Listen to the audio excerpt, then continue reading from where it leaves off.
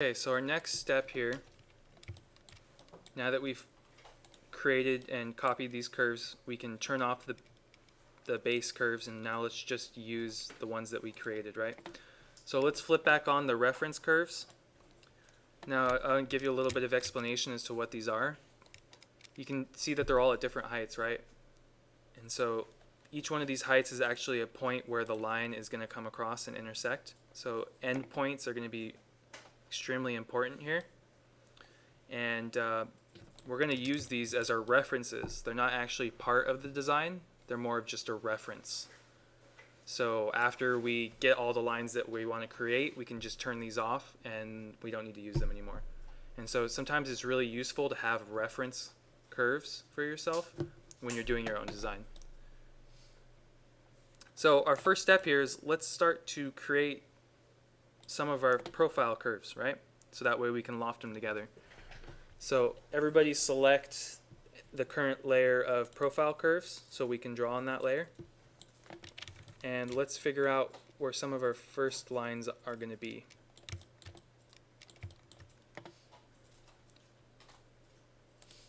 So if we look at this drawing here, we can see that this end point here, and let me make sure it's the same as directionality as our drawing here. So it's not. It is flipped. So let me just. There we go. So everybody pay attention to this portion right here, this small curve right here. If I go back to my model, you can see it's the same small curve, right? So now you're starting to orient yourself from this drawing to this drawing. So you can see this profile right here is the same as this profile right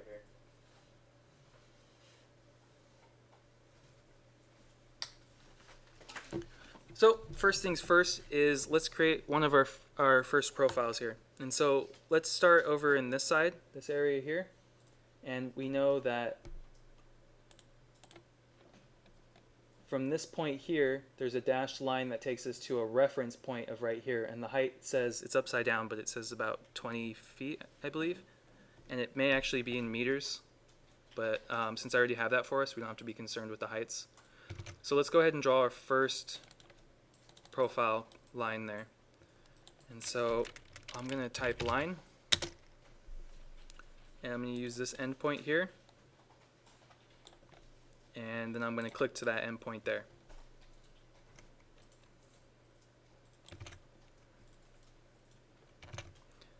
Now next it's asking, in our next you can see there's a point from this edge to that same point again. So let's draw another line from there to there. And so far it looks like we might already have our entry shaped, right? This is probably where you're going to walk in, and that's going to be the profile that you're going to have there.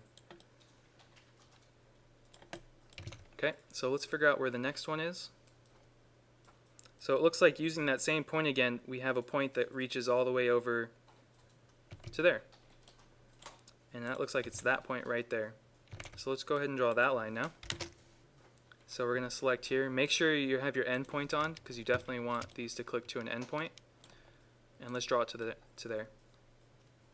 Now if there's something you notice, this reference line right here happens to be in the exact same spot that I just drew my line, which is a good thing.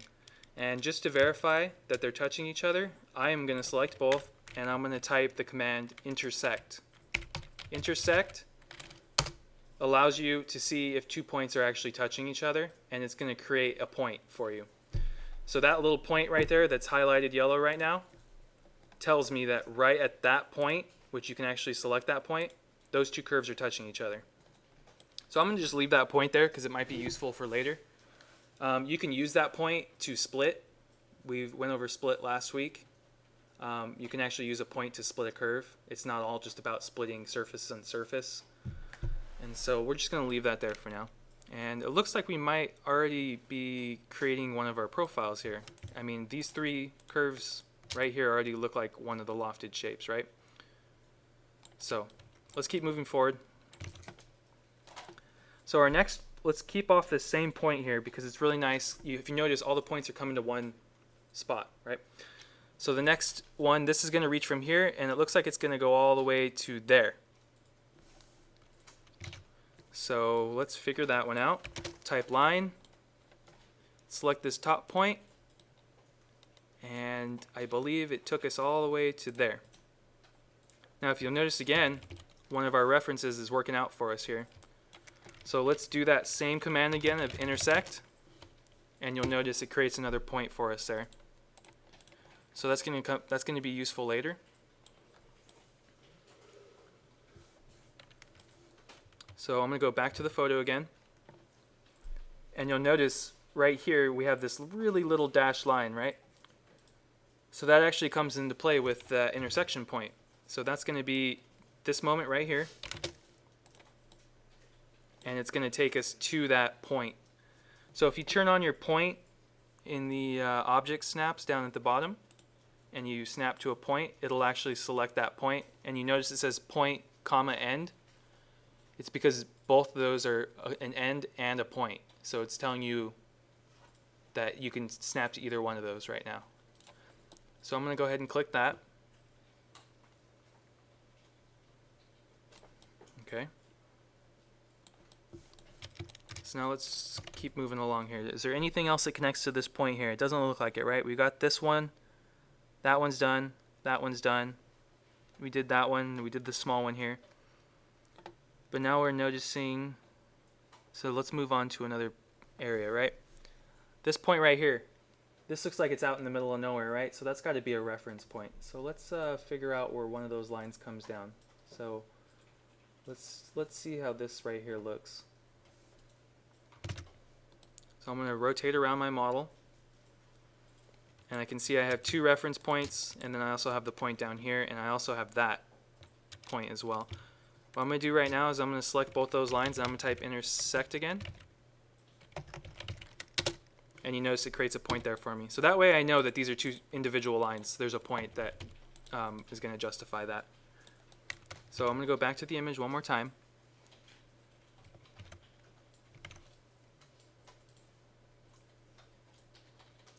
And so we know we need to connect some points here. I'm actually going to do this really large one because this one is super apparent to me.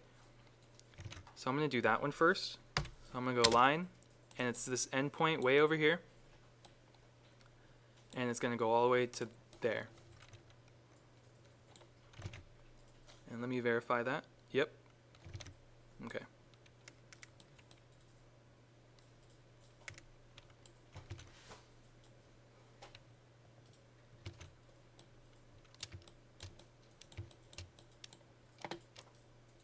Just so I don't get confused and get anybody off track, I'm going to make sure I'm doing it correctly here.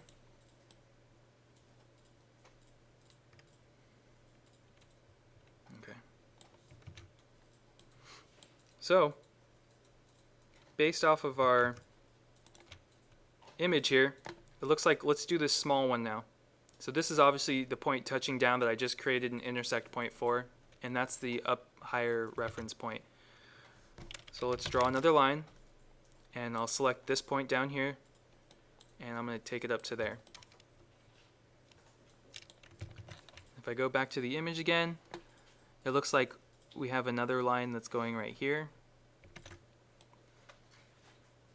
And I believe that line goes from here to there, if I'm not mistaken. Let me verify that. Yep. So it's going to be like that, which is this line.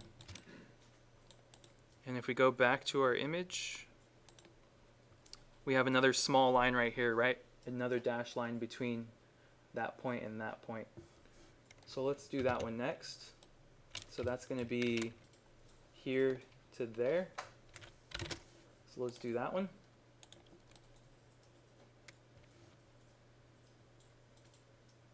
Okay.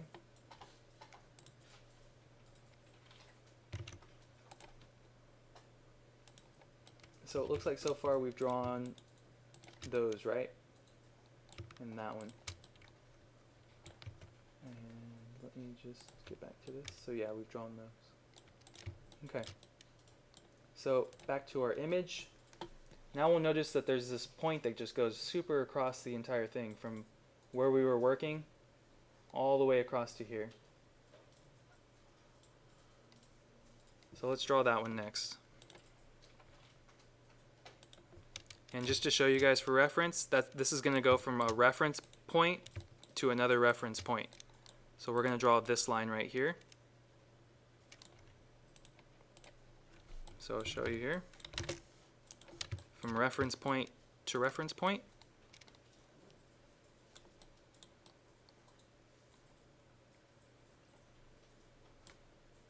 Okay. Now let's use that same reference point, and I think we need to draw a line across right here. So I'm going to draw a line from the tip of this reference point to there.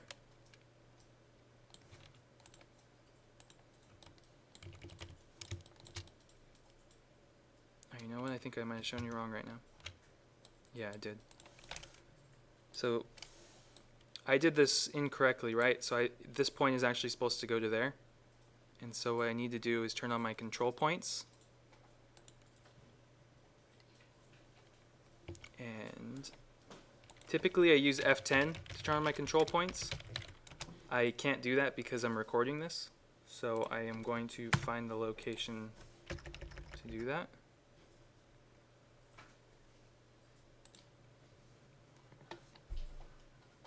I believe it's under Crvs.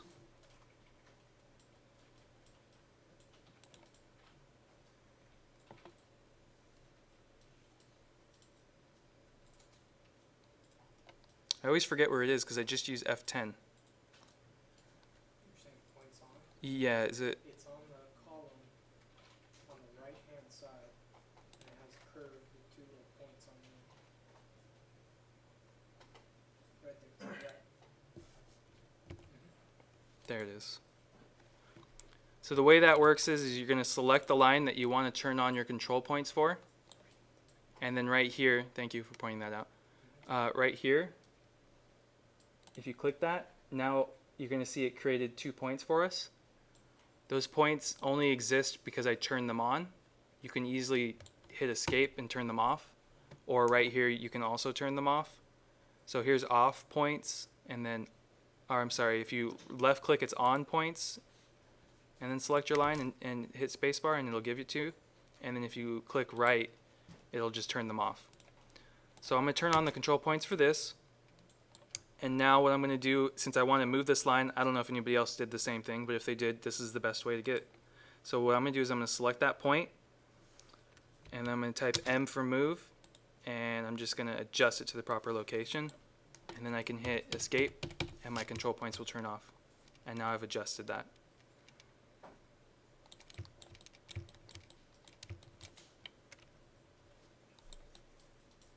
Okay. So let's see here. I don't know if I drew this one yet, or that one. So let's see what is left here. It looks like we still need to draw this line, right? And that line is from here to there. So let's do that one now. So it's going to be from this endpoint up to there.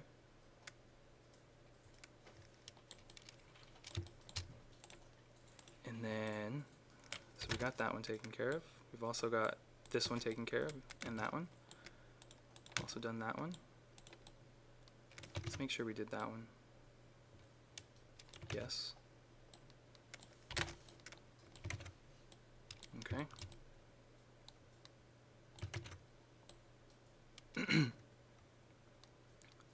Let's make sure we have both these done. And let's go flip back to where we are. Getting dizzy here. Okay, yeah, so we are missing a line. So from this reference point, we're going to need to draw up to there and join with that line. So let's do that one. Now this thing's starting to come to shape. So let me make sure I'm not forgetting anything here. So we got 1, 2, 3, 4, 5.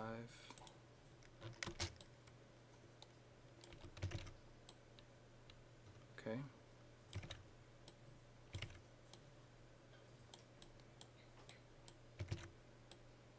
think we might have them all finally.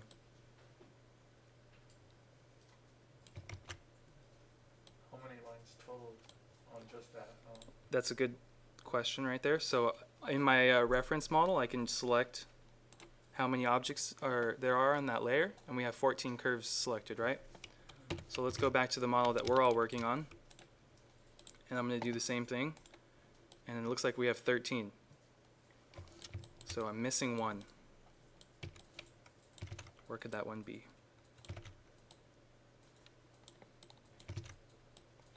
It's probably a small one that I'm not catching.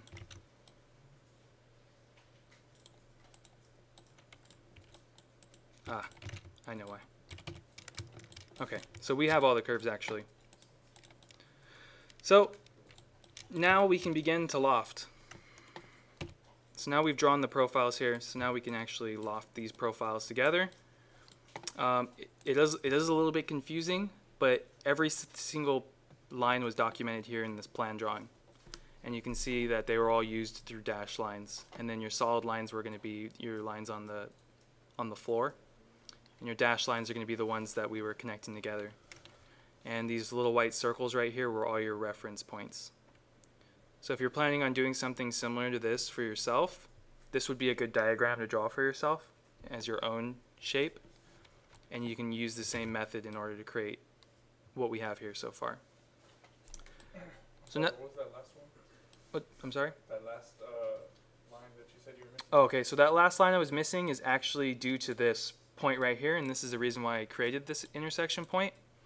This is one line right now, but what we need to do is split it. So everybody select that line right there. Top view, it's this line. And let's type the command split. And so now it's asking for the cutting object, and what I'm going to do is I'm going to select that point and then hit enter, and now it should say one curve split into two pieces. So now if I select all those curves, everybody should say probably 3 points and 14 curves. So that means we have them all. And I'm just going to go into all views right now so you could see sort of how it's looking in right view and front view and top view and perspective. And I'm actually going to go into top view, and so everybody can see this. I'm actually just real quick, just for the sake of this, I'm going to change the color of it to red, and I'm going to show you how similar these are. Let's see if we can get this pretty much the same here. Okay, so a side by side with these two things, we can start to see how everything's lining up and matching, right? We have our profile down here. Oop. This is our blue, and we have our other blue, right? And then we have our red lines that are attaching.